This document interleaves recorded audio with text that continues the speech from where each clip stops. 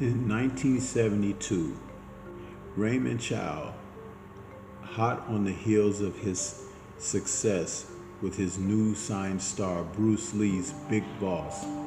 they followed up that film with Fist of Fury, a film that was quickly produced, looking to cash in on the success of the Big Boss with his new signee, and an actor who was a veteran child star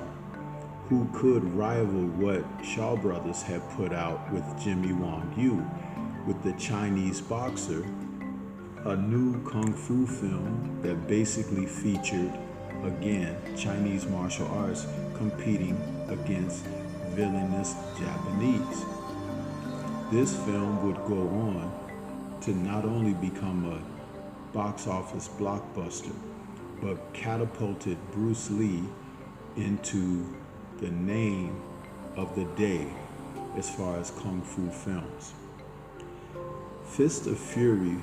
is a film that tells the tale of revenge and, again, like I suggested, against the Japanese who were oppressors of the Chinese family. Fist of Fury was directed by Lo Wei, another veteran director who was pulled and lured away from Shaw Brothers Studios by Raymond Chow when he opened Golden Harvest. The only thing about this film that was different from what Chang Che was doing over in Shaw Studios and what Jimmy Wang Yu's swan song, The Chinese Boxer, what they were able to do here was feature real Japanese martial artists and actors in the roles of the chief villains. That was a little bit different from what was being done in the past, as we saw a lot of Chinese were playing Japanese in these roles. Lo Wei, who was not the most attentive director, but he had had some success with films in Hong Kong, had a different type of a talent in Bruce Lee, who had on-screen charisma and some type of magnetism that when the camera was on him, you always watched Lee and what he was doing, even if his character was in the backdrop. Being a child star in over 20 films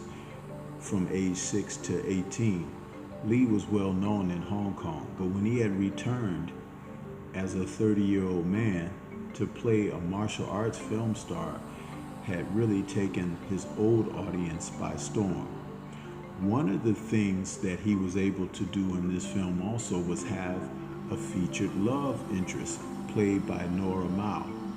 Now this, similar to The Chinese Boxer, featured the lead star and the lead actress having a subtle love on-screen depicted relationship, but it was the action at the core of things. And that's where Lee excelled, being a real martial artist and having been away from the Chinese culture for over 12 years,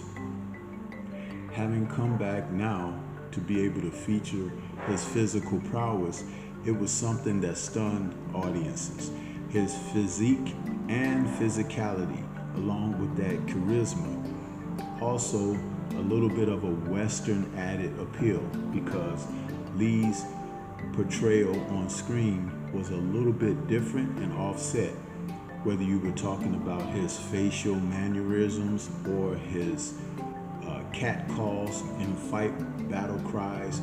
It separated him from anything else that had been done in Hong Kong at the time. Even the film's finale, which, as I spoke about with Jimmy Wang Yu's Chinese Boxer, which had the hero, after being victorious, walking off into the sunset as the credits flashed across the screen, Lee added a different element. He took the hero of his film and went out on a freeze-frame Butch Cassidy and Sundance Kid type of ending,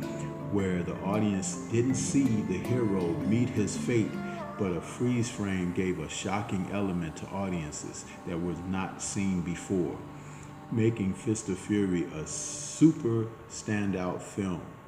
And this was something that Raymond Chow was able to do, bringing Bruce Lee into Golden Harvest Studios. And it began something that set consideration for future films on the track. Stay tuned for part 3.